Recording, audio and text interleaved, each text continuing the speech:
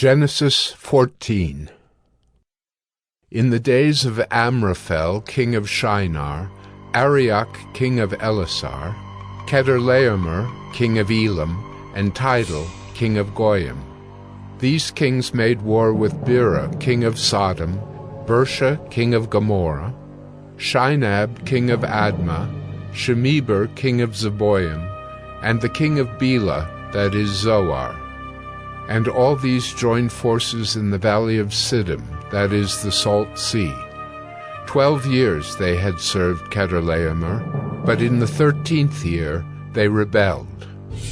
In the 14th year Chedorlaomer and the kings who were with him came and defeated the Rephaim in Ashtaroth-Karnaim, the Zuzim in Ham, the Emim in Sheva-Kiriathaim, and the Horites in their hill country of Seir as far as El-Paran on the border of the wilderness. Then they turned back and came to En-Mishpat, that is Kadesh, and defeated all the country of the Amalekites and also the Amorites, who were dwelling in Hazazon Tamar.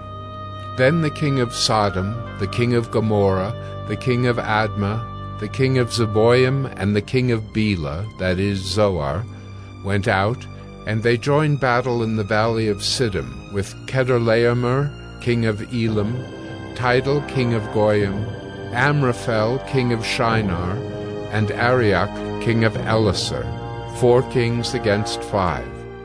Now the valley of Siddim was full of bitumen pits, and as the kings of Sodom and Gomorrah fled, some fell into them, and the rest fled to the hill country. So the enemy took all the possessions of Sodom and Gomorrah, and all their provisions, and went their way. They also took Lot, the son of Abram's brother, who was dwelling in Sodom, and his possessions, and went their way. Then one who had escaped came and told Abram the Hebrew, who was living by the oaks of Mamre the Amorite, brother of Eshcol and of Aner. These were allies of Abram. When Abram heard that his kinsman had been taken captive, he led forth his trained men, born in his house, 318 of them, and went in pursuit as far as Dan.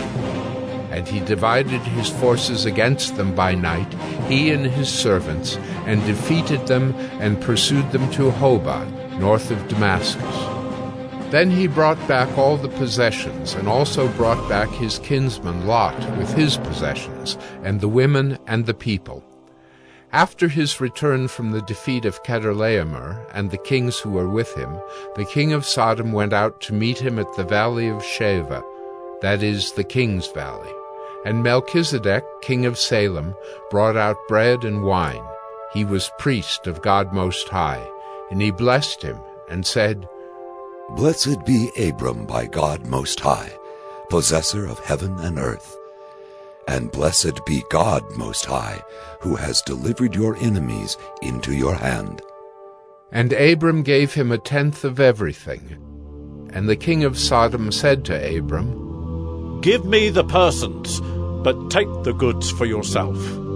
But Abram said to the king of Sodom, "I have lifted my hand to the Lord God Most High, possessor of heaven and earth, that I would not take a thread or a sandal strap or anything that is yours, lest you should say, 'I have made Abram rich.'